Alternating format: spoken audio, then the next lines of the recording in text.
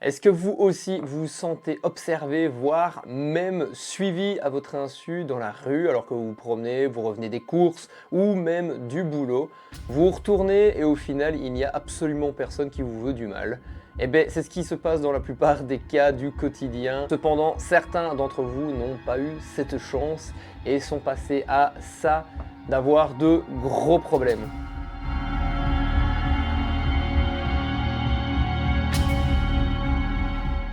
Salut la meute, c'est Wolf, j'espère que vous allez bien. En tout cas, si c'est le cas, ça ne va pas durer du tout. Pourquoi? Parce que je vous ai concocté 3 histoires d'horreur. 2 où on est traqué, suivi par une personne qui nous veut du mal. Et la troisième histoire se passe chez soi directement. Donc, accrochez-vous parce que ça va frissonner. Alors, bien évidemment, pour des raisons d'anonymat, je dirais des noms fictifs, bien évidemment. Alors, les 3 histoires que je vous ai concoctées aujourd'hui se passent toutes 3 en France. Yes, super les Français. Alors, la première histoire est racontée par Julie, qui explique qu'elle était aux études supérieures et qu'elle venait d'emménager à Agen, donc une ville dans le sud de la France. Elle raconte que cela s'est passé fin septembre 2015. Alors Julie avait 19 ans à ce moment-là et elle explique que fin septembre, il fait déjà très sombre, voire noir en début de soirée au moment où elle revient des cours. Alors Julie raconte que en fait, elle avait été à Toulouse pendant un week-end pour fêter l'anniversaire d'une de ses amies, donc grosse fiesta, etc. Et elle explique qu'elle voulait rentrer à la fin de ce week-end plus tard au soir pour pouvoir profiter du lendemain toute l'après-midi avec ses amis à Agen. Julie explique qu'elle devait arriver à Agen vers 21h50 à la gare et qu'elle avait encore 30 minutes de route à faire à pied pour arriver jusque chez elle. Étant nouvelle à Agen, Julie traverserait pour la première fois de nuit cette ville. Elle explique également que jusqu'à présent, de toute sa vie, elle n'avait rencontré aucun problème, que ce soit le soir ou même en pleine journée, quand elle devait se balader toute seule. Ce qui est plutôt rare, malheureusement, aujourd'hui pour les filles. Alors maintenant, nous arrivons à la fameuse histoire. Donc elle sort du train et elle rencontre un groupe de gars qui est en train de fumer là, sur le côté de la gare. Mais elle explique qu'elle n'est pas prêtée attention parce que c'est totalement normal d'ailleurs à cette heure-là qu'il y ait des gens au niveau de la gare en train de fumer ou autre. Donc elle met juste son casque, sa musique et là directement elle est partie. Le chemin était très simple, elle devait juste faire une longue ligne droite, tourner à gauche au parc Palissy pour ensuite à nouveau faire une longue ligne droite, donc un trajet simplissime. Alors qu'elle était encore sur le chemin de sa première ligne droite, elle voit que les éclairages sont encore bons et éclairent vraiment bien la zone. Cependant, plus elle avance et plus au loin les éclairages se dissipent. C'est là qu'elle se rend compte que quelqu'un la suivait en fait depuis un certain temps. Alors qu'est-ce qu'elle fait? Elle se dit c'est pas grave, ça se peut lui aussi rentrer chez lui, donc juste pour, on va dire, baisser un peu le stress, elle fait quoi? Elle augmente le volume de son téléphone. Ce que j'aurais absolument pas fait, moi je vais pas vous mentir, je me serais déjà chié dessus, j'aurais fait quoi? J'aurais coupé le son de ma musique et au moins j'aurais écouté si le mec il commence à se rapprocher beaucoup plus rapidement de moi ou pas quoi. Genre méga move qu'elle a fait quoi pour rester calme. Alors le gars en question était habillé d'un pull noir avec la capuche mise sur la tête bien évidemment et en plus de cela un autre facteur arrive, c'est que l'éclairage s'estompe de plus en plus à cause de la nuit. Alors notre amie Julie arrive enfin au parc de Palissy et là l'éclairage se fait vraiment très faible. Elle a 2 choix pour pouvoir rentrer. À ce moment-là, elle choisit plutôt de prendre la longue ligne droite qui ne traverse pas le parc mais qui le contourne. Cependant, elle avait l'autre choix de pouvoir traverser le parc pour gagner un peu de vitesse, mais là à ce moment-là, elle était quasi dans le noir complet. Ensuite, Julie, elle se dit « Ouf, c'est bon, le gars ne m'a pas suivi, il a traversé le parc, c'est bon, il va partir d'un autre côté et moi je vais pouvoir rentrer chez moi tranquille. » Sauf que, bien sûr, elle accélère le pas quand même par crainte et elle ose regarder derrière elle, voir si le gars la suit toujours. Et là, elle remarque quelque chose qui lui glace le sang. Le mec la suit toujours et se retourne très régulièrement pour voir où elle en est. Alors là, elle commence à vachement paniquer et elle accélère le pas à tel point que le chemin qui était plus court au niveau du parc, eh bien au final le mec n'a pas pu la rattraper, elle a même mis un peu de distance avec cette fameuse personne. Alors Julie était tellement stressée qu'au bout d'un moment elle s'est mise à pleurer.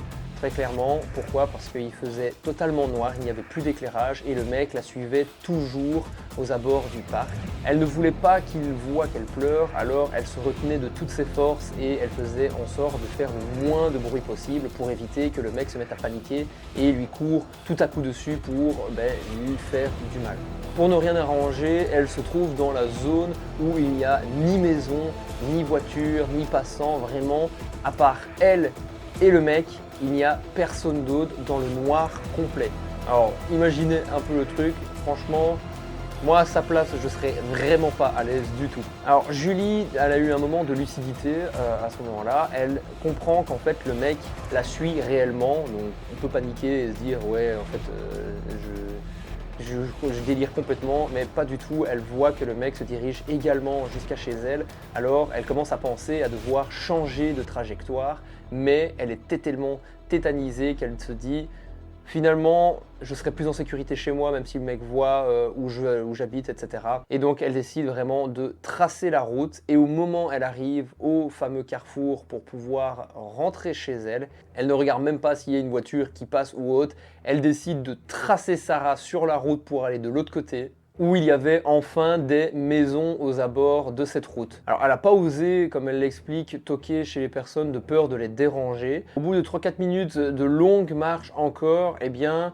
Julie rencontre une autre personne, plus ou moins d'une quarantaine d'années cette fois-ci, et elle se dit, eh ben, c'est un autre mec en fait qui est complice du gars qui est en train de me suivre depuis le début, ça y est, je suis foutu. Le mec de 40 ans en question, eh bien, lui faisait plein de signes pour s'arrêter. Alors Julie, là, elle panique de plus en plus. Vraiment, le stade là de panique de Julie, il est là en fait, actuellement. Il est en train d'exploser. La pauvre, elle se liquéfie en fait. Mais au final, elle se dit, bon, bah, foutu pour foutu, on ne sait jamais que ce soit quelqu'un qui me vole du bien, hein.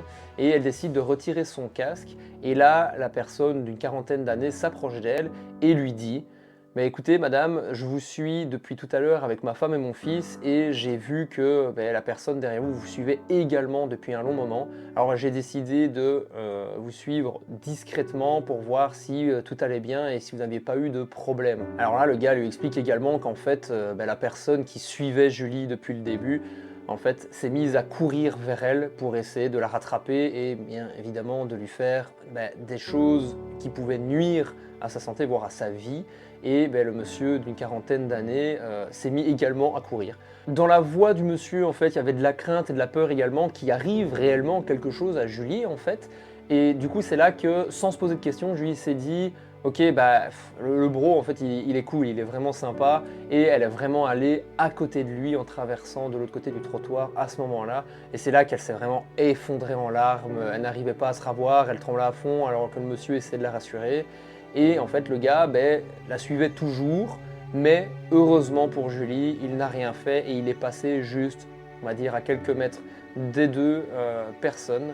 Donc c'est là que Julie explique qu'elle l'a jamais vu d'aussi près et surtout aussi bien. Là, Julie explique qu'ils sont restés à peu près 30 minutes près du trottoir à calmer Julie parce que justement, la pauvre, elle en pouvait plus. Ça se comprend en même temps.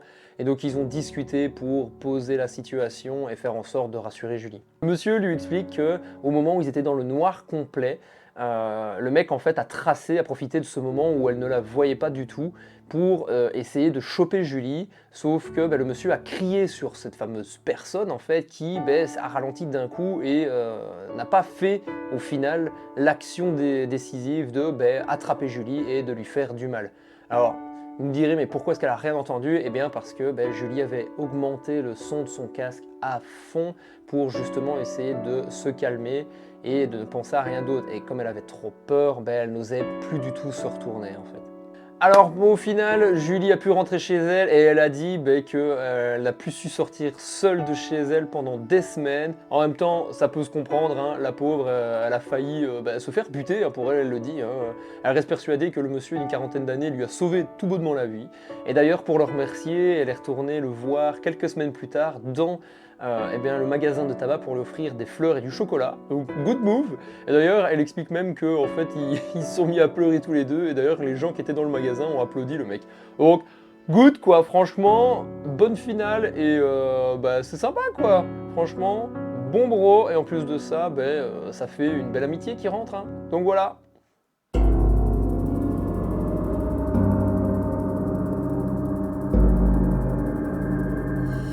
Alors la deuxième histoire maintenant, eh bien ça parle directement hein, d'une personne qui s'introduit chez une autre à son insu. Alors Chloé est une jeune fille de 19 ans qui a emménagé depuis 6 mois dans un appartement au 2e étage d'un quartier, alors qu'elle explique, elle a vraiment écrit vraiment tranquille comme quartier. Donc normalement zéro souci. Elle a pour habitude de rentrer tous les jours en moto à 17 h et elle se stationne sur sa place de parking habituelle. Mais un jour, d'ailleurs c'était un lundi durant le mois de mai, au moment où elle arrive pour pouvoir se garer, un inconnu arrive vraiment rapidement à sa rencontre, juste avant qu'elle ne rentre dans l'appartement, pour lui complimenter sa moto. D'ailleurs, elle met entre parenthèses qu'elle comprend parce que c'est une magnifique sportive. Et d'ailleurs, Chloé explique également que bien, elle est contente du compliment que la personne lui fait, mais qu'elle doit tracer sa race. Pourquoi? Parce qu'elle doit courir aux toilettes, elle en peut plus, elle a envie pressante. Et bon, on va pas se mentir, hein, quand on a la vessie remplie, on a juste envie d'une chose, c'est qu'on nous foute la paix et qu'on trace sa race aux toilettes. Au bout d'un moment, l'inconnu arrête d'embêter Chloé et décide de partir.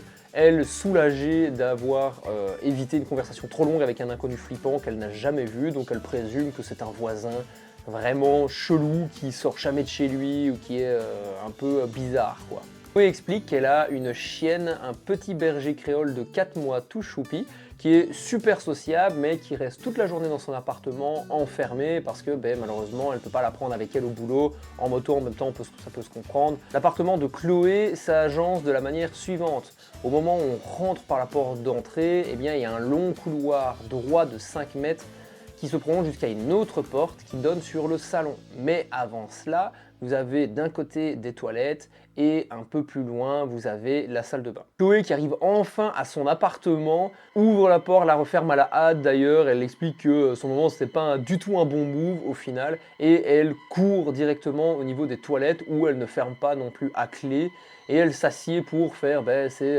petites affaires et tout d'un coup, elle entend le bruit de sa porte d'entrée qui s'ouvre.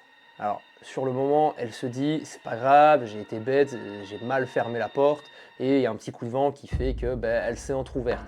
Cependant, malheureusement, elle entend des bruits de pas à ce moment-là. Là, elle raconte qu'elle est pétrifiée. Elle a la main qui est tendue vers le papier toilette, elle ne bouge plus, elle ne sait même pas crier ou pleurer, elle est vraiment bloquée. La personne qui est dans le couloir à ce moment-là ne bouge plus, elle est juste en train de respirer super fort comme si elle avait tapé le sprint de sa vie. Chloé arrête d'être figée et se pose une bonne question quand même, c'est que si le mec est dans le couloir et que moi je suis toute seule aux toilettes, ma chienne, je sais pas où elle est, ça se peut, elle est dans le couloir également avec cette fameuse personne qui, ça se peut, lui ferait du mal en fait. Alors elle se dit que elle va prendre le téléphone qu'il y a dans sa poche pour pouvoir appeler des secours ou alors même un ami ou sa famille qui serait dans les environs pour venir l'aider parce qu'elle est quand même chez elle et elle se dit que c'est moi, c'est ma maison, je dois me défendre, je ne peux pas rester impassible comme ça. Mais là, elle a fait encore un mauvais move, décidément, Chloé, bon, à un moment, je sais pas, il faut faire un truc, soit tu tires drapeau blanc, tu te laisses buter ou alors j'en sais rien moi, c'est pas possible. Pourquoi? Parce que elle a laissé son téléphone avec ses affaires à l'entrée, et oui. Donc elle ne sait pas appeler de l'aide en fait. Alors elle raconte d'ailleurs qu'elle ne s'est jamais sentie aussi maudite de toute sa vie à ce moment-là. Et en plus de cela, un autre événement va arriver, c'est que son chien s'agite de plus en plus et la porte du salon va s'entrouvrir. Elle essaye de se lever et d'aller aider son chien. Malheureusement, comme elle explique, la lâcheté la rattrape et elle est à nouveau bloquée. Et là, Chloé, elle commence à se faire des films. Elle se dit, ça y est, la personne, elle va tuer mon chien pour ensuite me tuer moi, ou alors faire d'abord avec moi, puis elle va tuer mon chien. Enfin, vraiment que des scénarios les plus pourris les uns que les autres, mais rien ne se passe. Personne ne bouge, même la porte du salon a fini de s'ouvrir. Et là, elle entend que la porte d'entrée, elle, se referme mais aucun pas n'a été entendu. Alors à ce moment-là, son chien est sorti du salon et est en train de gratter à sa porte en pleurant, la pauvre. Donc du coup, Chloé se débloque enfin, elle se relève et là, elle se fait le film de... Elle va ouvrir, elle va prendre son chien, son téléphone et re-se-planquer dans les chiottes en fermant bien le verrou cette fois-ci et pour pouvoir appeler, comme elle explique, vraiment, elle sait pas, les flics, sa famille, l'armée, enfin vraiment juste des personnes qui pourraient l'aider en fait. Alors au final, elle fait son move, elle se renferme dans les toilettes et là, qu'est-ce qu'elle fait? Au lieu d'appeler la police, en fait, elle fond en larmes avec les léchouilles de son chien qui est là pour la réconforter. Et seulement après 10 minutes, là, elle décide enfin à sortir en se disant, au cas où on ne m'aurait pas entendu chialer ma race, je vais sortir discrètement. Et là, à nouveau, la porte d'entrée ouverte. Et c'est là qu'elle comprend à nouveau que, d'ailleurs, en regardant dans le salon également, quelqu'un était bel et bien venu chez elle. Malheureusement, Chloé n'en saura jamais plus sur qui est rentré et pourquoi il avait fait ça, s'il y avait des mauvaises intentions, s'il voulait juste être là pour faire un canular ou alors il avait besoin d'aide, elle n'en saura rien du tout et bien évidemment ce sont les pires idées qui lui traversent la tête, le fait de venir la tuer, elle et son chien. D'ailleurs, elle a carrément installé un verrou dans son salon, elle prend son chien partout où elle va et elle a toujours le toc de vraiment refermer la porte d'entrée derrière elle. D'ailleurs, ça fait un moment qu'elle ne dort plus bien du tout avec ce traumatisme. Après un mois où les événements se sont déroulés, Chloé se pose 3 constatations. Alors première constatation, l'inconnu qui est venu chez elle est passé par un endroit où il y avait beaucoup de terre, parce qu'il y avait de la boue. Deuxième constatation, le mec, lui, a vu Chloé, mais elle, non, malheureusement. C'est pour ça que elle se dit, à mon avis, en fait, il a attendu au dernier moment que je rentre chez moi, etc., pour tracer sa race et arriver chez elle, d'où le fait qu'elle entendait une personne essoufflée. Et la troisième constatation, qui est plutôt, on va dire, une question, c'est pourquoi elle? Pourquoi elle et pas une autre personne? Pourquoi elle et son chien? Et elle répète une dernière fois, pourquoi elle ne veut plus y penser. Sauf que, voilà, elle retrouve à un moment, en rentrant à nouveau avec sa moto et se garant sur sa place de parking, un post-it collé avec écrit dessus « Jolie moto ». Je vous en ai déjà parlé. C'est là que, elle se remet à fondre en larmes. Elle dit comme une débile sur le parking. En même temps, c'est pas vraiment comme une débile, t'as été traumatisée, meuf. Donc, ça se comprend qu'à un moment, voilà quoi. Tu craques à nouveau, c'est normal. Et à partir de ce jour, elle a décidé de garer sa moto non plus sur le parking, mais un tout petit peu plus loin, en face de chez elle, chez son copain. En plus de cela, malheureusement, l'histoire ne se finit pas. Pourquoi? Parce que un jeudi et le vendredi juste après, elle retrouve sa poignée de porte complètement levée alors qu'elle explique que pour fermer sa porte, en fait, elle vraiment la baisse complètement pour être sûre que la porte soit bien verrouillée. Et donc c'est là que Chloé explique qu'elle ne sait pas quoi faire, qu'elle veut que ça s'arrête et qu'elle n'en peut plus parce qu'elle devient vraiment paranoïaque. Morale de l'histoire, c'est pas compliqué, il faut toujours en parler aux autres et trouver des solutions, en parler à la police, et effectivement, n'hésitez pas à le faire d'ailleurs.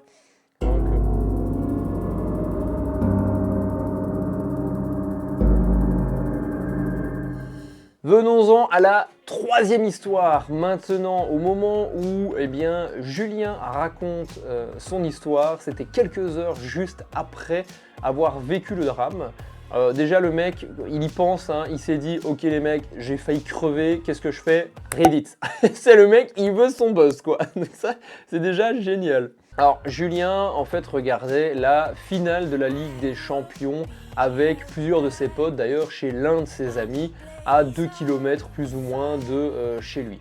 Alors à la fin du match, bien évidemment, tout le monde rentre chez soi et ses potes l'ont raccompagné sur une partie du chemin, mais ils le laissent à une intersection car en fait ils ont envie de rentrer chez eux et puis c'est pas non plus super loin de chez Julien, donc voilà quoi. Alors au moment où Julien doit rentrer chez lui, du coup, il est seul pour cette partie de chemin et en plus de cela, il doit passer, comme il explique, par un espèce de petit bosquet ou une petite forêt.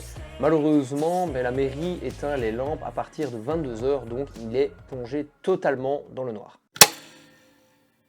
Alors, quand il arrive près de chez lui, il sent quelque chose qui ne va pas. Vous voyez le petit sentiment de je me sens pas bien, il y a quelque chose qui cloche, c'est pas normal. Et il se dit que bah, il a pas besoin de s'inquiéter, c'est rien, c'est juste lui, bah voilà, il est un peu fatigué, il a un peu bu, bah c'est pas grave quoi, c'est sa tête qui se joue des tours. Et ben, ça y est quoi, il avait tort. Il entendait au loin des bruits de vélo qui allaient plus ou moins pendant 30 secondes, et ensuite plus rien du tout, et puis hop, ça recommençait, puis ça s'arrêtait, etc., etc.